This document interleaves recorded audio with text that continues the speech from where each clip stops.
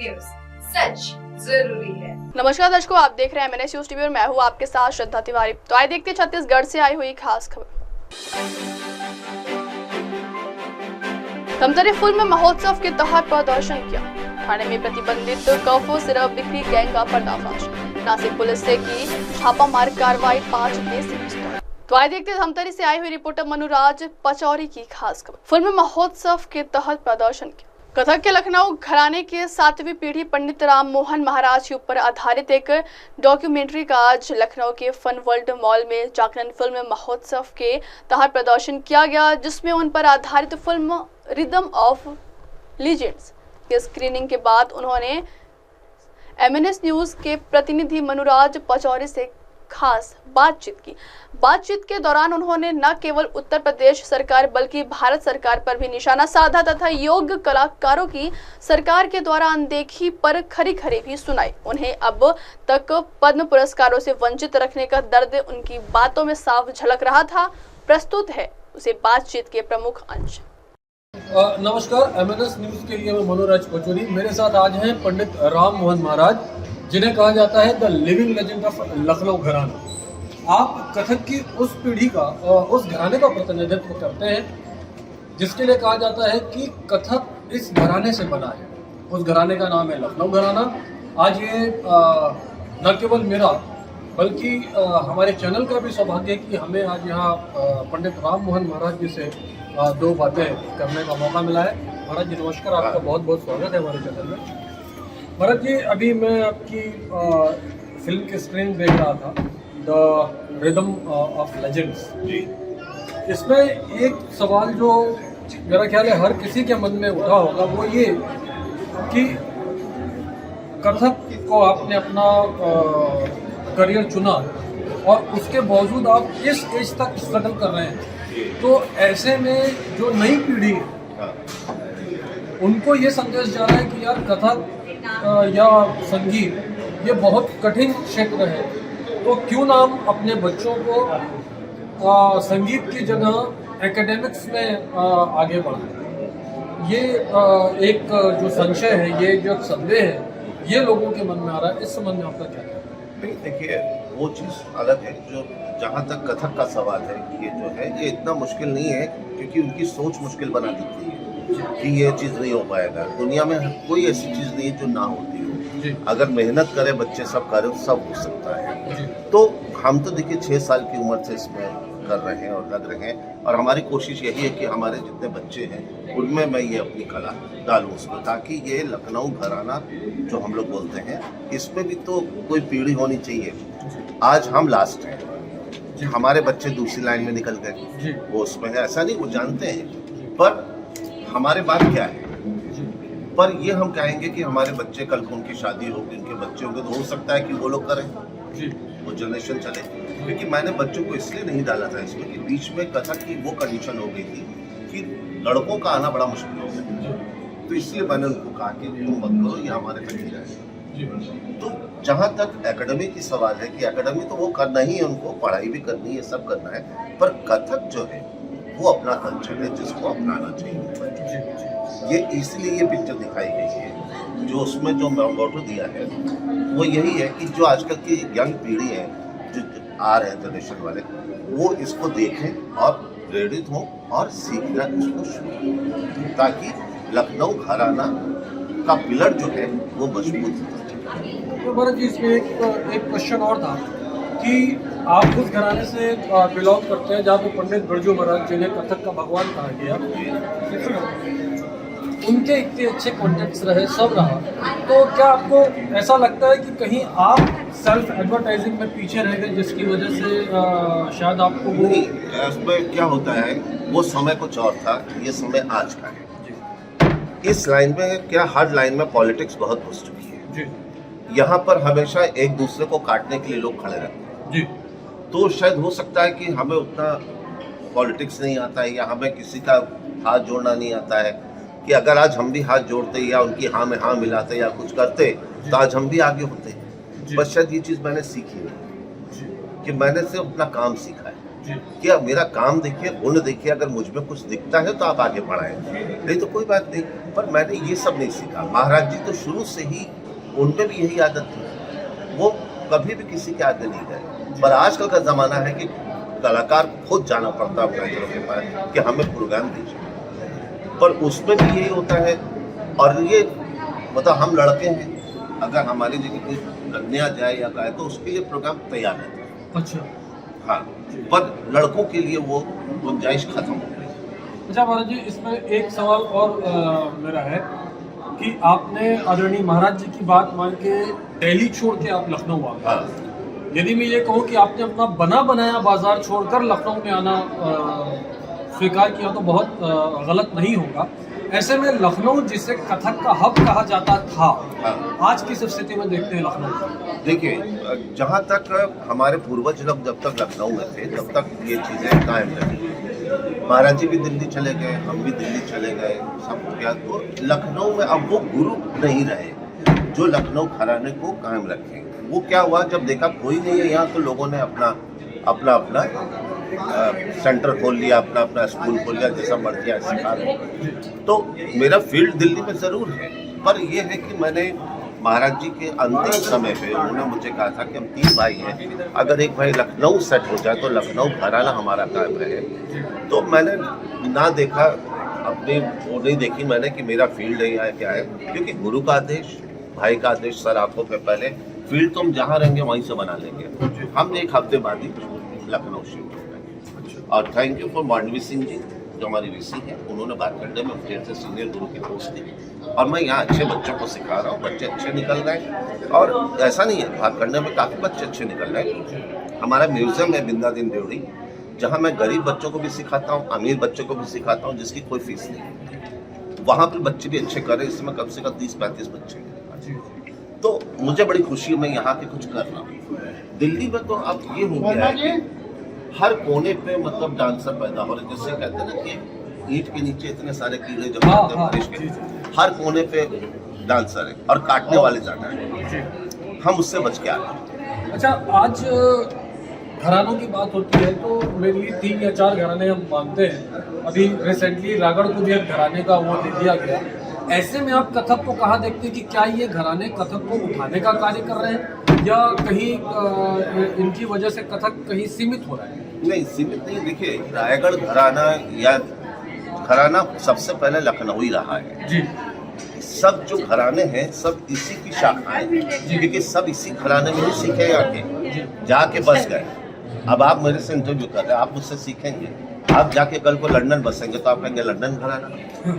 तो कहने का मतलब घराने ऐसे बन गए। रायगढ़ के राजा थे जहाँ पर दरबारों में हमारे ही पूर्वज लोग जाके वहाँ नृत्य किया करते थे। अच्छन महाराज जी रहे। हाँ, अच्छन महाराज जी रहे, तो वो घराना नहीं कहलाएगा वो, कि वहाँ उन्होंने राजा के दरबार में उन्होंने नृत्य किया। घराने होते जिनकी पीढ़ी होती है, हमारी 7वीं पीढ़ी है। हम जयपुर घराना है, उनकी पीढ़ी कितनी, बनारस घराना कितनी पीढ़ी। एक्चुअल में क्या है, हम लोग हड़िया के जी, बनारस इलाहाबाद के बीच में हड़िया गांव है। तो बनारस वालों ने क्या किया, पूर्वज लोग रहे नहीं बोलने वाले कोई, उन्होंने खींच के बनारस घराना कर दिया कि बनारस घराना। पर अंग तो सब बिरजू महाराज का ना था, कोई अलग चीज नहीं। जयपुर में तैयारियां थी बिल्कुल थी कि जयलाल जी, हीरालाल, ये जितने भी जयपुर के थे 20 लोगों ने आके यहाँ पर कालका महाराज से सीखा लखनऊ और जाके वो जोधपुर और बीकानेर, वहाँ से वो जयपुर घराना शुरू हो गया। सुंदर प्रसाद जी जब तक जयपुर घराने में थे, वो बिंदादीन महाराज की तस्वीर को हलवे का भोग और पानी चढ़ाते थे, उसके बाद वो जल ग्रहण। और उनके ना रहने के बाद उनकी वाइफ ने ये सब किया जी। तो घराने तो अब बने, पहले घराना नहीं माना जाता। यदि ये कहें कि पहले केवल लखनऊ ही कथक के नाम पे था। इसमें महाराज जी मेरे एक क्वेश्चन में 2 क्वेश्चन है मेरे, और अंतिम क्वेश्चन है। पहला क्वेश्चन तो ये है कि क्या आप भारत सरकार और उत्तर प्रदेश सरकार, पर्टिकुलर उत्तर प्रदेश सरकार के कथक के लिए किए जा रहे हैं या क्लासिकल म्यूजिक के लिए किए जा रहे हैं प्रयासों से क्या? राजा के दरबार में उन्होंने नृत्य किया। घराने होते जिनकी पीढ़ी होती है, हमारी 7वीं पीढ़ी है। हम जयपुर घराना है, उनकी पीढ़ी कितनी, बनारस घराना कितनी पीढ़ी। एक्चुअल में क्या है, हम लोग हड़िया के जी, बनारस इलाहाबाद के बीच में हड़िया गांव है। तो बनारस वालों ने क्या किया, पूर्वज लोग रहे नहीं बोलने वाले कोई, उन्होंने खींच के बनारस घराना कर दिया कि बनारस घराना, पर अंग तो सब बिरजू महाराज का नाम है, कोई अलग चीज नहीं। जयपुर में तैयारियां थी बिल्कुल थी कि जयलाल जी, हीरालाल, ये जितने भी जयपुर के थे 20 लोगों ने आके यहाँ पर कालका महाराज से सिक्का लखनऊ और जाके वो जोधपुर और बीकानेर वहाँ से वो जयपुर घराना शुरू हो गया।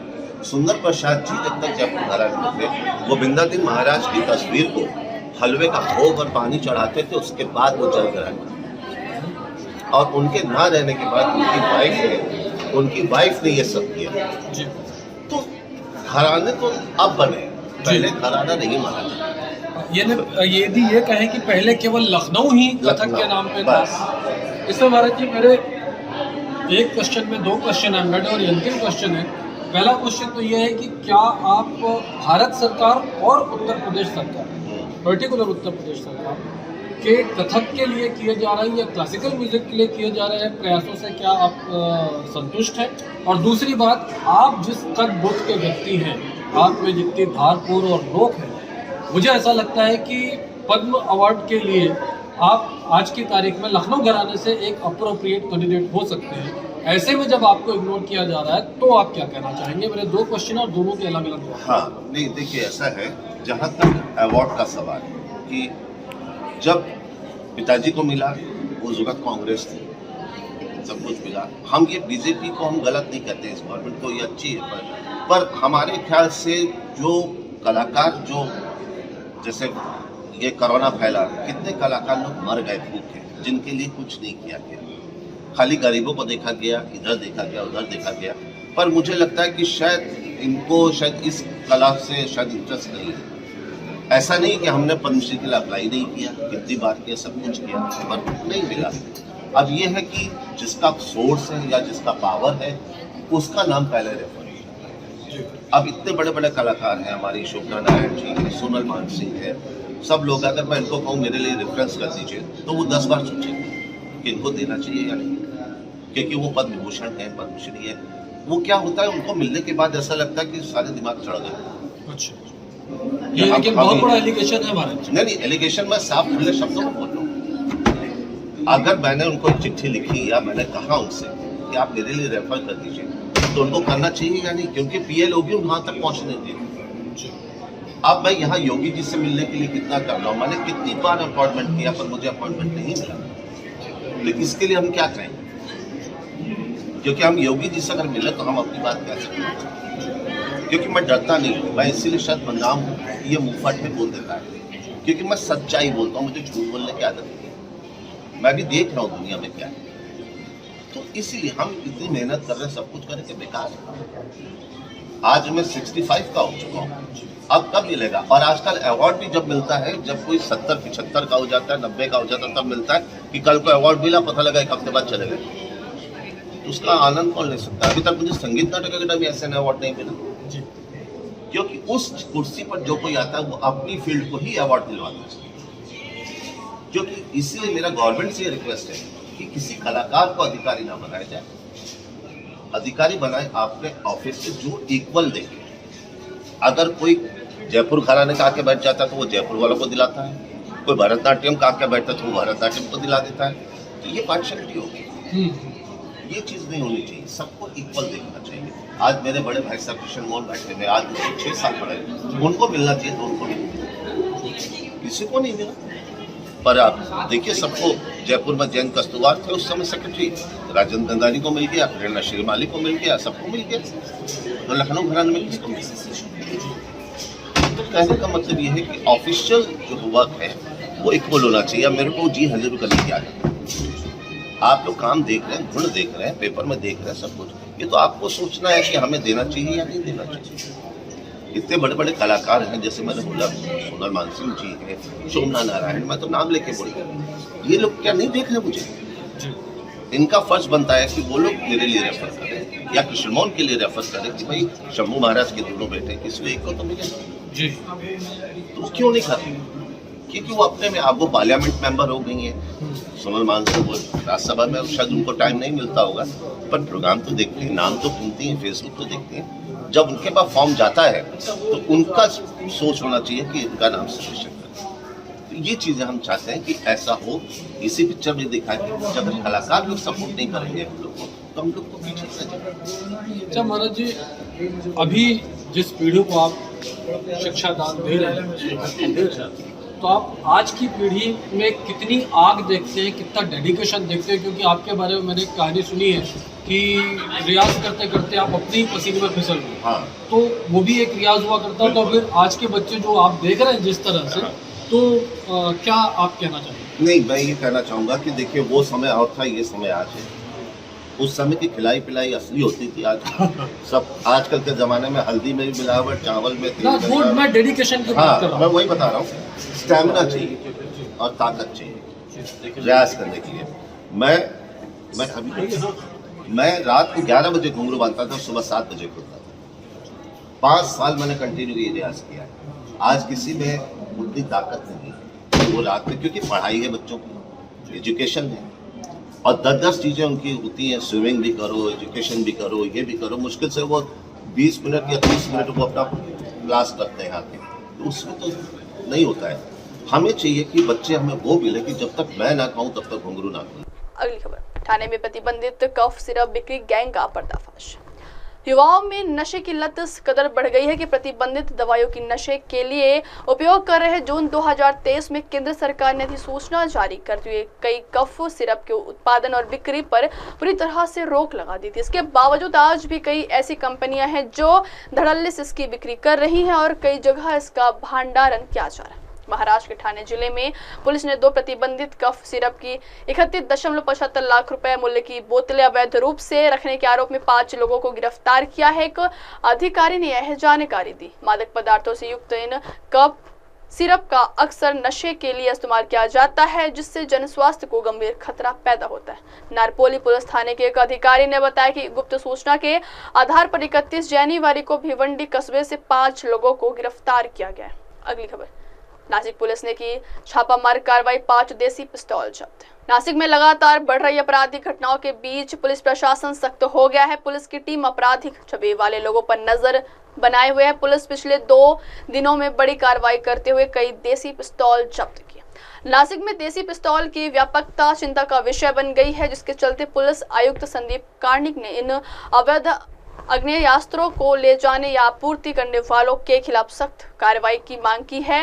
नासिक पुलिस ने 2 दिन के अंदर 4 और 8 दिन के अंदर 5 देसी पिस्तौलें जब्त की है, जिससे शहर में हड़कंप मच गया है। नासिक पुलिस के गुंडा निरोधक दस्ते ने छापेमारी की। ऐसी ही एक घटना में गुंडा निरोधक दस्ते को विहिंत गांव के महाराजा बस स्टॉप के पास 27 वर्षीय सोमेश्वर हंगरंगे के पास देसी पिस्तौल होने की सूचना मिली। सहायक पुलिस निरीक्षक ज्ञानेश्वर मोहिते और उनकी टीम ने हंगरंगे का पीछा किया और उसे पकड़ लिया। इन छापों का उद्देश्य नासिक में अवैध आग्नेयास्त्रों के खतरे को कम करना है। नासिक पुलिस ने हाल ही के दिनों में अवैध आग्नेयास्त्रों और विस्फोटकों की बड़ी मात्रा में जब्ती। अब वक्त हो चला देश को ब्रेक से लौटने के बाद देखिएगा देश और दुनिया की तमाम बड़ी खबरें। बने रहिए MNS न्यूज़ टीवी पर। नमस्कार। हाय, मैं हूँ तापसी पन्नू और आप देख रहे हैं MNS न्यूज़।